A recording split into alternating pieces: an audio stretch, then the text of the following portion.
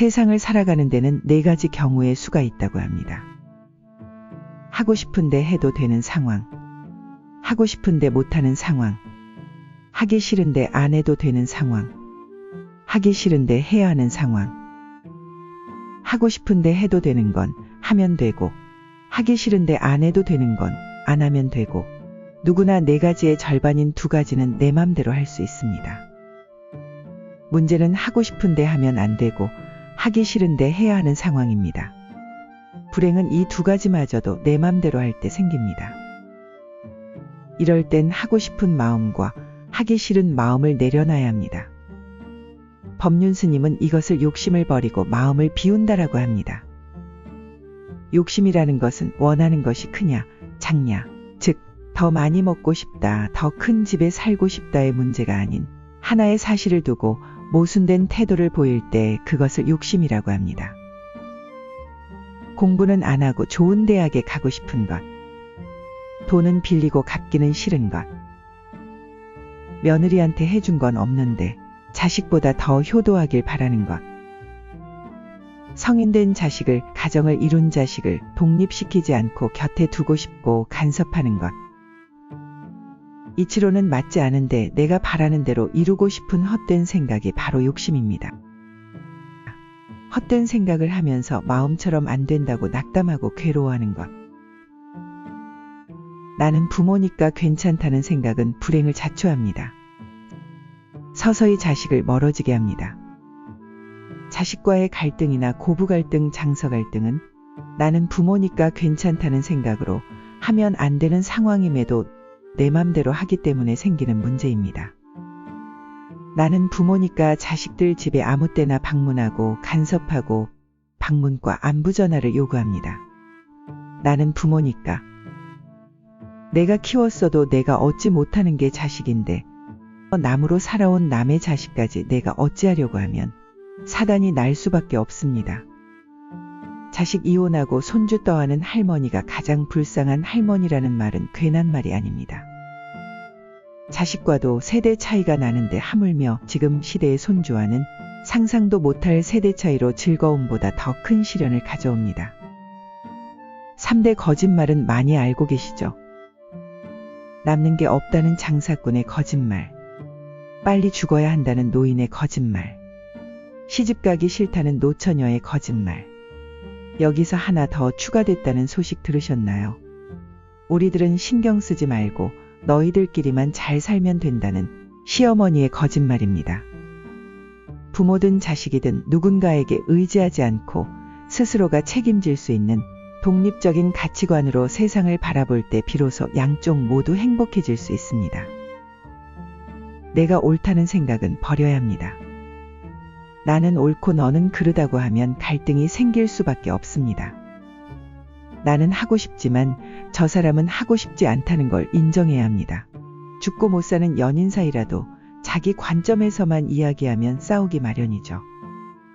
내 습관도 고치기가 힘든데 남을 바꾼다는 건 참 힘든 일입니다. 내가 원한다고 바뀌지도 않고요.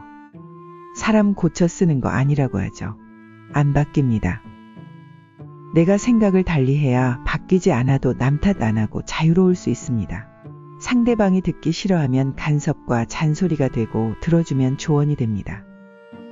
잔소리가 많아지고 대접받기를 좋아하면 하나둘 떠나갑니다. 나이가 들면 말이 필터링이 되지 않고 생각나는 대로 나옵니다. 그래서 말은 될수록 아껴야 본전이라도 찾습니다. 아차하는 순간 말 한마디로 천냥 빚을 갚는 게 아니라 비수를 꽂아버립니다. 내 마음은 그게 아니었다. 마음에 담지 말아라. 모든 걸 다 잊고 예전처럼 지내자. 내가 미안해하고 뉘우친다고 비수가 없어지지 않습니다. 젊었을 때는 용기가 있어야 하고 장년기에는 신념이 있어야 하고 노년기에는 지혜가 필요하다. 지혜를 갖춘 노년과 지혜를 갖추지 못한 어리석은 노년. 지혜를 갖춘 노년은 놓는 것을 두려워하지 않지만 지혜를 갖추지 못한 노년은 움켜쥐려고만 합니다. 한 수 배우고 싶다며 스님을 찾아온 사람이 연신 자기 이야기만 하고 있자 듣고 있던 스님이 주전자를 들어 잔에 물을 가득 부었습니다. 잔에 물이 넘치자 놀라며 스님, 물이 넘치고 있습니다. 했더니 스님이 이렇게 말씀하십니다. 자네가 비우지 못하니 잔이 넘치지. 한 수 배우고 싶다고 비워야 가르쳐주지. 가득 차 있어서 들어갈 수가 없어. 마음을 비워야 들어갈 수가 있네. 나이가 들수록 삶의 경험과 지혜가 쌓여 성숙해지는 것이 노년인 줄 알았더니 오히려 아집과 불통, 욕심으로 똘똘 뭉쳐 부정적인 이미지를 만들기도 합니다. 꽉꽉 들어찬 것들을 비워내고 여유로움을 가져야 합니다. 여유로운 사람은 잡념이나 욕심으로부터 자유롭고 불필요한 스트레스가 적어 마음의 평정심을 유지합니다. 탤런트 김혜자 씨가 이런 말을 했습니다. 나이가 들수록 불편한 건 책 볼 때 돋보기를 귀찮게 꺼내야 하는 건데 하나님은 늙어도 눈은 나쁘게 하지 말지 왜 그러지 않으셨을까? 나이 먹고 책을 보면 많이 알게 되고 그러면 자꾸 나서게 되니 그냥 뒤에 앉아 가만히 들으라고 눈을 나쁘게 하셨나? 결국 인생은 혼자입니다. 이렇게 살 수도 이렇게 죽을 수도 없을 때 30살은 온다라는 시의 구절처럼 이러지도 저러지도 못하는 순간 늙어버렸습니다. 자식에게 기대지 말고 노후 준비 철저히 해야 합니다. 대접 받으려는 것도 기대는 것이고 집착하는 것도 기대는 겁니다. 집착을 관심과 사랑이라고 착각하지만 그냥 집착에 불과합니다. 기대는 마음이 있으면 자기 중심 없이 희생하는 사랑을 합니다. 희생하는 사랑은 결국 원망으로 이어집니다. 원망은 내가 바라는 대로 되지 않을 때 생기는 감정입니다. 노후의 아픈 삶은 긴 병에 효자 없다 라는 한마디로 어느 정도 예상할 수 있습니다. 마음은 있어도 먹고 살기 힘들어 할 수 없는 자식도 있습니다. 자식이 많아도 하는 사람이 있고 안 하는 사람이 있습니다. 실제 부모님의 간병을 경험한 사람들은 자식이 할 수 있어도 해서는 안 될 일이라고 합니다. 그만큼 몸과 마음이 피폐해져 간다는 의미겠죠. 시대가 변했고 자식이 병든 부모를 살뜰히 케어하는 시대는 끝나가고 있습니다. 건강을 신경 쓰고 좋은 요양병원에 들어갈 수 있도록 금전적인 대비를 해야 합니다. 3년 전 마누라가 세상을 떠난 뒤 나는 외로움을 견디다 못해 함께 살자는 아들의 청을 받아들였다. 나는 아늑하고 편안한 아들네 집에서 학교 간 손자들과 직장에 나간 아들과 며느리가 돌아오는 저녁 때를 기다렸다. 아이들이 있어 집안 분위기가 활기찰 것이라고 기대했지만 손자 녀석들은 학교에서 돌아오자마자 늘 숙제하느라 바빴다. 하루에 한 번 저녁 시간에 온 식구가 모였는데 식사 분위기는 대체로 딱딱했다.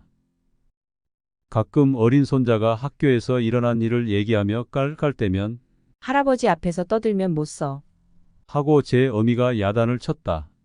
사실 나는 녀석들이 짓거리는 일이 즐거웠는데 말이다. 차를 마실 때라도 두런두런 이야기를 나누면 좋으련만 아버님 이제 늦었습니다. 그만 주무시지요. 라고 말하면 나는 잠이 오지 않아도 내 방에 가야 했다. 그러던 어느 날 이웃 노인 몇 사람과 오랜만에 즐겁게 고스톱을 치다가 시간 가는 줄 몰랐다. 그러다 저녁에 퇴근한 며느리에게 그 노인들 식사도 같이 부탁했는데 며느리는 진수성찬을 차려 올렸다.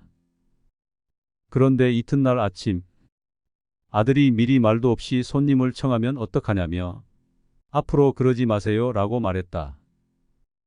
언젠가부터 나는 자주 배가 고팠다.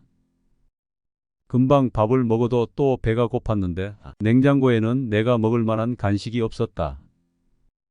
그래서 나는 매일 늙은 행상한테서 만두를 3개씩 사 먹었다.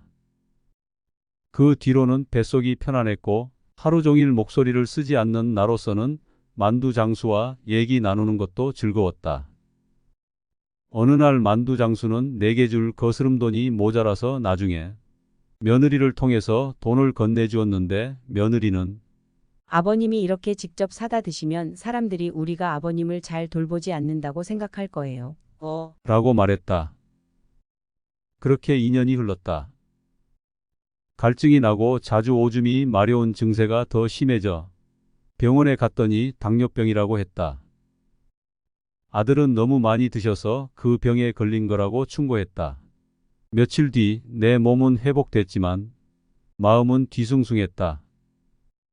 그러다 문득 마누라 장례식 때 보고 여태 만나지 못한 친구가 생각났다. 그때 친구는 장례식장에서 양로원 생활이 즐겁다고 했다. 같은 연배의 늙은이들과 산책하고 요리도 하고 밤 늦게까지 얘기도 나눈다며 만족한 표정을 지었다. 내가 들어갈 방도 있냐고 묻자 자네는 아들과 더불어 만년을 편하게 즐기게.